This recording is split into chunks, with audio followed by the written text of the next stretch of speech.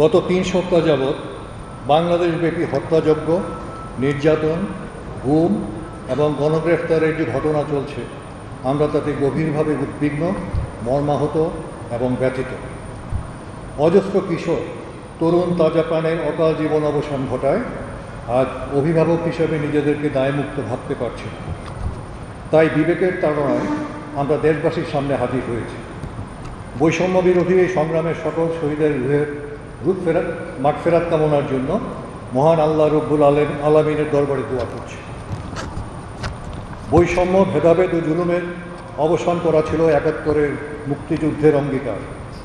তা না ঘটে উল্টো এটা দেশের সর্বপর্যায়ে ভয়াবহভাবে বিস্তার লাভ করেছে। সমাজের নিচের স্তরে পড়ে থাকা সংখ্যাগরিষ্ঠ মানুষের সহ্যের সীমার বাইরে চলে গেছে বাংলাদেশের অর্থনৈতিক অবস্থা এবং এর ব্যবস্থাপনা, যার প্রতিকার ঘটাতে জনগণ আজ আত্মোৎসর্গেও পিছপা হচ্ছে না। এমন কষ্টকর পরিস্থিতির ভিতর দেশবাসীকে ঠেলে দেওয়ার জন্য যারা দায়ী, বিচারের মাধ্যমে তাদের সাজা নিশ্চিত করে পুরো ব্যবস্থার মধ্যে স্বচ্ছতা, ন্যায্যতা ও বিশ্বাসযোগ্যতা প্রতিষ্ঠা না করা গেলে সমাজে শান্তি, শৃঙ্খলা ও আস্থা ফিরিয়ে আনা যাবে না।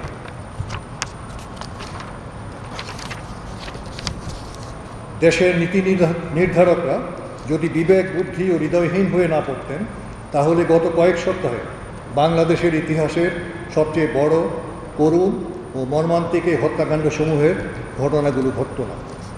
এ সকল হামলা, আক্রমণ ও পাল্টা প্রতিরোধে অঙ্গহানি ঘটেছে অগণিত মানুষের। অন্ধ হয়েছেন বহু সংখ্যক কিশোর ও তরুণ।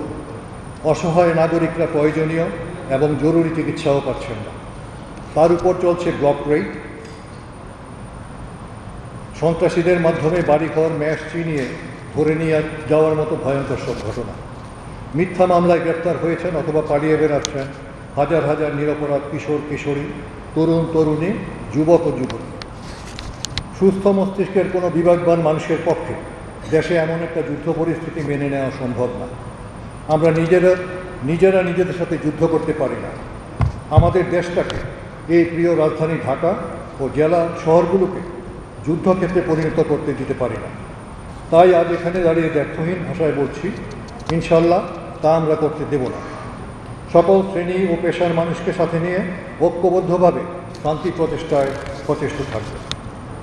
কোটা সংস্কার আন্দোলনের শুরুটা দেশবাসী দেখেছেন, এর কোনো কিছুই মানুষের স্মৃতি থেকে মুছে যাওয়ার কথা নয়। প্রথম পক্ষ অর্থাৎ শিক্ষার্থীরা শান্তিপূর্ণভাবে তাদের আন্দোলন এগিয়ে নিয়ে যাচ্ছিল।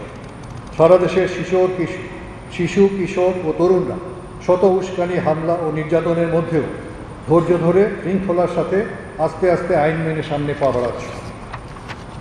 বিপরীতে দ্বিতীয় পক্ষ যে উপর্যুপরি উস্কানি দিল, গুন্ডা পান্ডা দিয়ে সন্ত্রাস চালালো এবং পুলিশ, র্যাব, আনসার ও বিজিবি নামিয়ে আকাশে হেলিকপ্টার উড়িয়ে নির্বিচারে গুলি করে অগণিত কিশোর, শিশু ও তরুণের তাজা প্রাণ হরণ করলো, তা দেশবাসী কি এত সহজে এত অল্প সময়ের মধ্যে ভুলে যাবে? আক্রমণকারীরা গণ অভ্যুত্থানের প্রতিরোধের মধ্যে পিছপা হতে বাধ্য হলে পরবর্তী পর্যায়ে ব্যবহার করা হলো বাংলাদেশের সশস্ত্র বাহিনীকে। তাদেরকে ঢাল হিসাবে ব্যবহার করে কখনো সম্মুখভাগে, কখনো পিছনে ও পাশে দাঁড় করিয়ে অন্যান্য বাহিনীগুলো এই গণ আন্দোলনের উপর তাদের জুলুম, অত্যাচার ও নির্যাতন অব্যাহতভাবে চালিয়ে যাচ্ছে। কোনোভাবেই এমন পরিস্থিতির দায় দেশপ্রেমিক সশস্ত্র বাহিনীর নেওয়া উচিত নয়। বাংলাদেশের সশস্ত্র বাহিনী অতীতে কখনো দেশবাসী বা জনসাধারণের মুখোমুখি দাঁড়ায় না, তাদের বুকে বন্দুক তাক করে। একটি রাজনৈতিক সংকটকে সামরিকীকরণের যে উদ্যোগ নেওয়া হয়েছে, আমরা সশস্ত্র বাহিনীর অবসরপ্রাপ্ত কর্মকর্তারা এর তীব্র বিরোধিতা করছি। পার্শ্ববর্তী দেশ মিয়ানমার সামরিক সরকারের এমন অপরিণামদর্শী সিদ্ধান্ত সম্পদশালী সেই দেশটিকে আজ ধ্বংসের মুখে দাঁড় করিয়ে দিয়েছে। এই শাসকদের গণহত্যার দায় নিয়ে এখন আন্তর্জাতিক আদালতের কাঠগড়ায় দাঁড়াতে হচ্ছে। অর্থনৈতিক, সামাজিক ও সাংস্কৃতিক পরিস্থিতি থেকে উদ্ভূত এই রাজনৈতিক সংকটকালে আমরা ক্ষমতাসীন সরকারের প্রতি রাজপথ থেকে সশস্ত্র বাহিনীকে তাদের ছাউনিতে ফিরিয়ে নেওয়ার আহ্বান জানাচ্ছি। আমাদের সীমান্ত এই মুহূর্তে অরক্ষিত।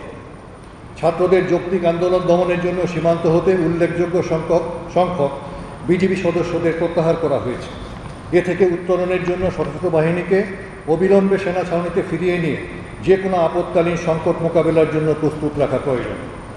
অনুরোধ করে বলছি, এ সংকট আলোচনার মাধ্যমে সমাধানের উদ্যোগ গ্রহণ করুন। দেশপ্রেমিক সশস্ত্র বাহিনীকে ছাত্র জনতার মুখোমুখি দাঁড় করাবেন না। এমন পরিস্থিতির সংঘটিত সকল হত্যাকাণ্ড, জখম, গুলি, হামলা, ভাঙচুর, সন্ত্রাসের ঘটনার স্বচ্ছ ও গ্রহণযোগ্য তদন্ত হতে হবে জাতিসংঘের নেতৃত্বে এবং তাদের অধীনে। আমরা সকলে বাংলাদেশের মানুষকে সম্মান ও শ্রদ্ধা করি এবং ভালোবাসি। সশস্ত্র বাহিনীতে কর্মরত সকল সদস্য সার্বভৌমত্ব রক্ষার শপথ ও সর্বোচ্চ আত্মত্যাগের প্রস্তুতি নিয়ে এই পেশায় নিয়োজিত আছে।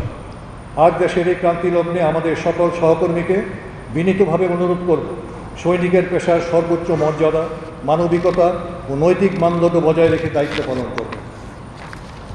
বিশ্বশান্তি প্রতিষ্ঠায় বাংলাদেশের সশস্ত্র বাহিনী গত 3 দশক ধরে অক্লান্ত পরিশ্রম ও ত্যাগের মাধ্যমে যে সম্মান, মর্যাদা ও গৌরব অর্জন করেছেন, তা আজ কঠিন পরীক্ষার মুখোমুখি দাঁড়িয়েছে।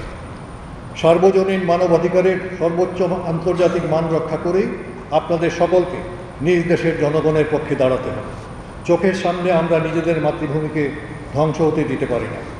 দেশমাতৃকার স্বাধীনতা ও সার্বভৌমত্ব রক্ষার এই মহান ব্রত পালনে আল্লাহ নিশ্চয়ই আমাদের সকলের সহায় হবেন। ইনশাআল্লাহ তিনি নিশ্চয়ই আমাদের হেফাজত করবেন। আমাদের সকলেই একে অন্যের জন্য দোয়া করবেন। আল্লাহ হাফেজ।